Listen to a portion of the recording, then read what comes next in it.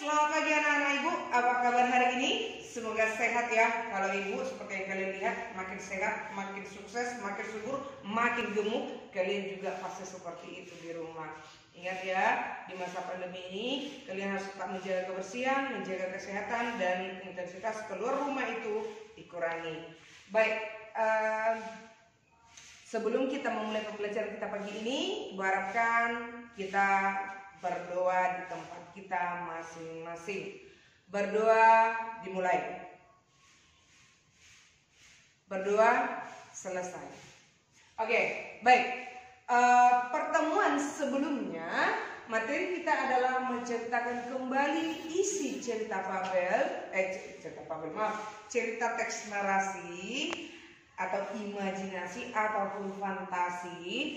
Nah, ada yang sudah mengumpulkan dan ada pula yang belum mengumpulkan. Nah, ibu harapkan segera dikerjakan ya. Ceritakan kembali sebuah cerita narasi yang kamu tahu, yang kamu suka, yang kamu senangi.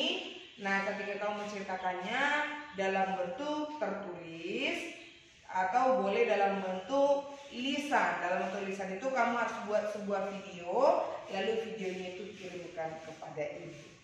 Ya. Ibu tunggu paling lambat besok ya, paling lambat besok ibu tunggu karena pertemuan sebelumnya loh sekarang sudah minggu berikutnya, maka tugasnya harus segera dikumpul. Nah, sekarang kita akan masuk materi baru, yaitu menelaah struktur dan unsur kebahasaan teks narasi.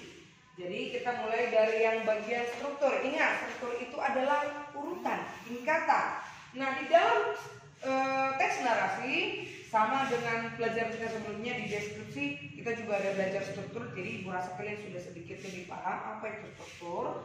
Nah, di dalam teks narasi atau imajinasi ada 3 struktur dari teks ini. Yang pertama ada orientasi, yang kedua komplikasi, dan yang terakhir ada resolusi.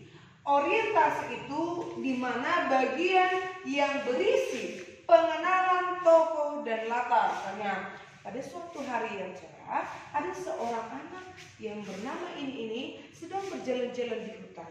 Mereka tinggal di sebuah hutan yang sangat lebat. Mereka hidup bahagia dan dipenuhi dengan kasih sayang. Seperti itu kira-kira. Jadi dikenalkan dulu siapa tokohnya, di mana latarnya. Itu yang dimuat pada bagian orientasi. Lalu kita lanjut ke bagian kedua, komplikasi, munculnya atau permasalahan ataupun konflik dalam cerita tersebut. Misalnya, suatu hari anak dari sebuah keluarga ini pergi ke tengah hutan. Namun di perjalanan dia bertemu dengan seekor harimau, dan selanjutnya. Jadi ada masalah. Lalu resolusi, si tokoh utama itu bisa menyelesaikan masalahnya untuk menyelesaikan atau melerai cerita itu.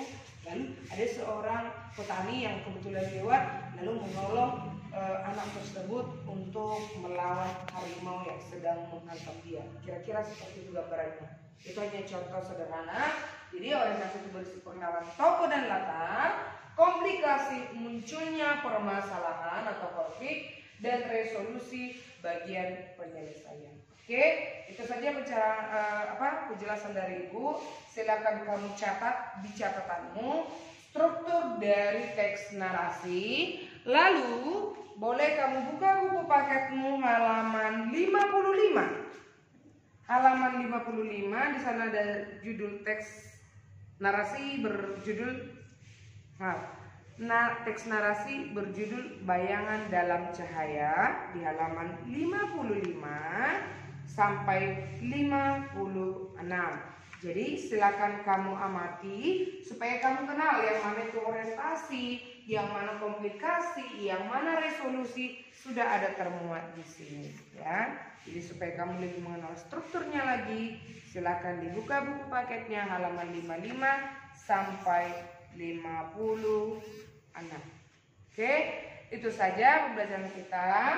Harapkan setelah kamu mendengarkan pembelajaran ini, kamu catat di buku catatanmu informasi terkait struktur teks narasi. Baik, kalau ada yang kurang jelas, ada yang mau ditanyakan, boleh chat ibu secara pribadi. Baik, itu saja pembelajaran pagi ini. Tetap semangat dan jangan lupa tersenyum.